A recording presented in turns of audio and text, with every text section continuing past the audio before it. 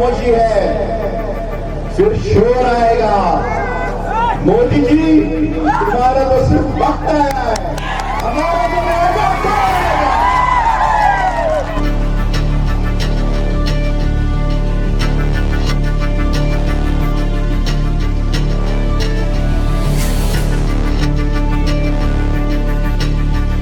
ಇವತ್ತು ಪ್ರಧಾನಮಂತ್ರಿಗೆ ಏರ್ ಧ್ವನಿಯಲ್ಲಿ ಚಾಲೆಂಜ್ ಮಾಡಿದರೆ ಸಹಿಸಿಕೊಳ್ಳಕ್ಕಾಗಿಲ್ಲ ಬಿಜೆಪಿ ಅವರಿಗೆ, ಅದಕ್ಕಾಗಿ ಪಿತೂರಿ ಮಾಡಿ ಸಲ್ಲಿಸಿದ್ರು. ಅರ್ಥ ಮಾಡ್ಕೊಳ್ಳಿ ನೀವು.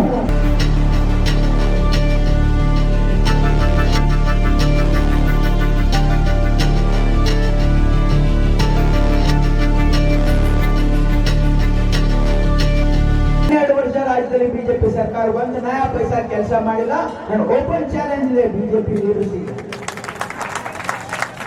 ನಾವು ನಿಮ್ಗೆ ಲೆಕ್ಕ ಕೊಡಕ್ ತಯಾರಾಗಿದ್ದೀವಿ. ನಾವು ಕಲಬುರಗಿ ಜಿಲ್ಲೆಗೆ ಏನ್ ಮಾಡಿದೀವಿ ಅಂತ ನಿಮ್ಗೆ ಲೆಕ್ಕ ಕೊಡಕ್ ತಯಾರಾಗಿದ್ದೀವಿ. ನಮ್ಮ ಸರ್ಕಾರ ಇದ್ದಾಗ ರಾಜ್ಯ ಸರ್ಕಾರದಲ್ಲಿ ನಾವು Kalaburagi institute of medical college, ಸರ್ಕಾರಿ ಮೆಡಿಕಲ್ ಕಾಲೇಜ್ ಮಾಡಿದ್ವಿ. ಜಯದೇವ ಇನ್ಸ್ಟಿಟ್ಯೂಟ್ ಆಫ್ ಕಾರ್ಡಿಯಾಲಜಿ ಮಾಡಿದ್ವಿ. ಕಿದ್ವಾಯಿ ಕ್ಯಾನ್ಸರ್ ಹಾಸ್ಪಿಟಲ್ ಮಾಡಿದ್ವಿ. ಇವತ್ತು ಟ್ರಾಮಾ ಸೆಂಟರ್ ಮಾಡಿದ್ವಿ. ಸೂಪರ್ ಸ್ಪೆಷಾಲಿಟಿ ಆಸ್ಪತ್ರೆ ಮಾಡಿದ್ವಿ. ತಾಯಿ ಮಗು ಆಸ್ಪತ್ರೆ ಸ್ಯಾಂಕ್ಷನ್ ಮಾಡಿಸಿದೀವಿ. ಇವತ್ತು Indira Gandhi institute of child health ಒಂದು ಬ್ರಾಂಚ್ ಕಲಬುರಗಿಗೆ ತಂದಿದ್ದೀವಿ. ಮಲ್ಲಿಕಾರ್ಜುನ್ ಖರ್ಗೆ ಸಾಹೇಬರು ಆರ್ಟಿಕಲ್ 371 ಜೆ ಮಾಡಿದ್ರು. ಇವತ್ತು ನರನ್ ಸಿಂಗ್ ಸಾಹೇಬರು ಹೈಕೋರ್ಟ್ ಪೀಠ ಮಾಡಿದ್ರು. ಇವತ್ತು ESI ಆಸ್ಪತ್ರೆ ಮಾಡಿದ್ವಿ. ಇವತ್ತು ನಮ್ಮ ಸೆಂಟ್ರಲ್ ಯೂನಿವರ್ಸಿಟಿ ಮಾಡಿದ್ವಿ. ಇವತ್ತು ಏರ್ಪೋರ್ಟ್ ಮಾಡಿದ್ವಿ. ಇವತ್ತು ಎಷ್ಟು ಹೇಳ್ಬೇಕು ನಾವು. ಈ ಅಪ್ಪರ್ ಕೃಷ್ಣ ಪ್ರಾಜೆಕ್ಟ್ ಆಗಿರ್ಬೋದು, ಇವತ್ತು ಲೋವರ್ ಮುಲ್ಲಾಮಾರಿ ಆಗಿರ್ಬೋದು, ಬೆಣ್ಣೆತೋರ ಪ್ರಾಜೆಕ್ಟ್ ಆಗಿರ್ಬೋದು, ಕಲಬುರಗಿ ಜಿಲ್ಲೆಯಲ್ಲಿ ಆಗಿರ್ತಕ್ಕಂಥ ಪ್ರತಿಯೊಂದು ಅಭಿವೃದ್ಧಿ ಇದು ಕಾಂಗ್ರೆಸ್ ಪಕ್ಷ ಮಾಡಿದ್ದು, ನಮ್ಮ ನಾಯಕರು ಮಾಡಿದ್ದು, ನಾವು ಮಾಡಿದ್ದು. ಬಿಜೆಪಿ ಅವರಿಗೆ ನನ್ನ ಚಾಲೆಂಜ್ ಇದೆ, ಒಂದೇ ಒಂದು ಕೆಲಸ ನೀವು ಹೇಳಿ ಏನ್ ಮಾಡಿದ್ರಿ. ನರೇಂದ್ರ ಮೋದಿ ಅವರ ಸರ್ಕಾರ 10 ವರ್ಷದಿಂದ ಕೇಂದ್ರ ಸರ್ಕಾರದಲ್ಲಿ ನಮಗೇನಾದ್ರೂ ಲಾಭ ಆಗಿದೆಯಾ? ಕಳೆದ ಬಾರಿ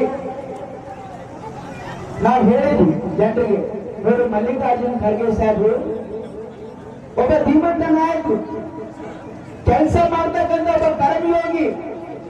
ಅವ್ರ ಎದುರುಗಡೆ ಕಾಂಗ್ರೆಸ್ ಪಕ್ಷಕ್ಕೆ ಬೆನ್ನಿಗೆ ಚೂರಿ ಹಾಕಿ ಹೋಗಿರ್ತಕ್ಕಂಥ ಉಮೇಶ್ ಜಾಧವ್ ಓಟ್ ಹಾಕಿದ್ರೆ ಅವ್ನು ಏನು ಮಾಡಕ್ ಆಗೋದಿಲ್ಲ.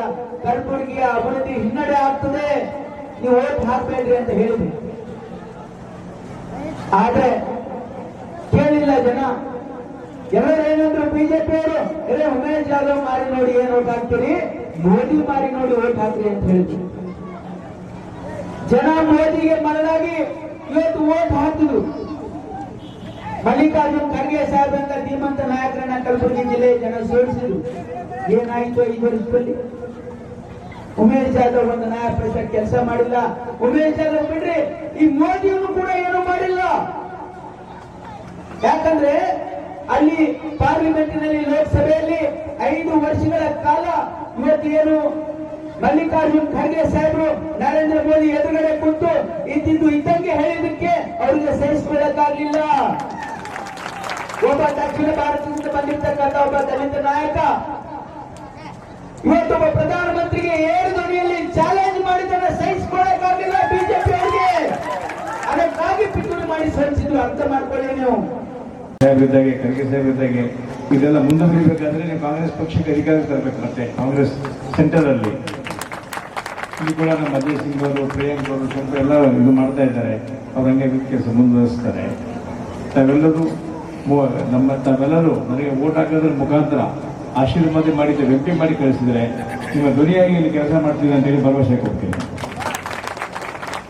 ಕೇವಲ 2 ರಾಜ್ಯದಲ್ಲಿ ಏಮ್ಸ್ ಇಲ್ಲ, ಅದು ಕರ್ನಾಟಕ ಮತ್ತು ಕೇರಳ.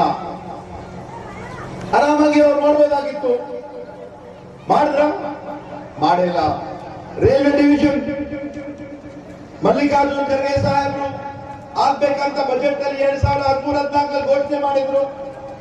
ಅದನ್ನು ಕೂಡ ಪಿಯೂಷ್ ಗೋಯಲ್ ಅವರು ವಾಪಸ್ ತಗೋಬಿಟ್ರು.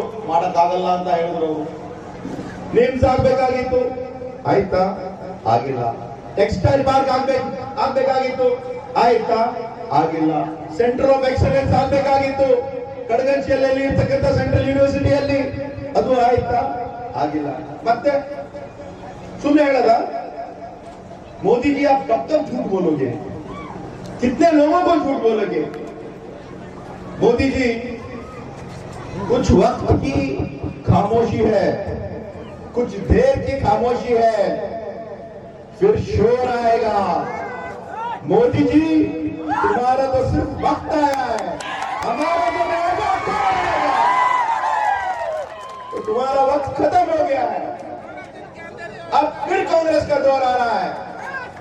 जिस तरह आप सब लोग मिलके एक 135 सीट हमको जिस तरह आशीर्वाद करे थे, अभी जरूरत है अब आप लोग वोट डालना बहुत ही जरूरत है। 2023 से ज्यादा 2024 में डालना जरूरी है। ಇನ್ನ ಒಂದು 3-4 ದಿನದಲ್ಲಿ ಜಿಲ್ಲಾ ಪಂಚಾಯತ್ ತಾಲೂಕ್ ಪಂಚಾಯತ್ ಚುನಾವಣೆ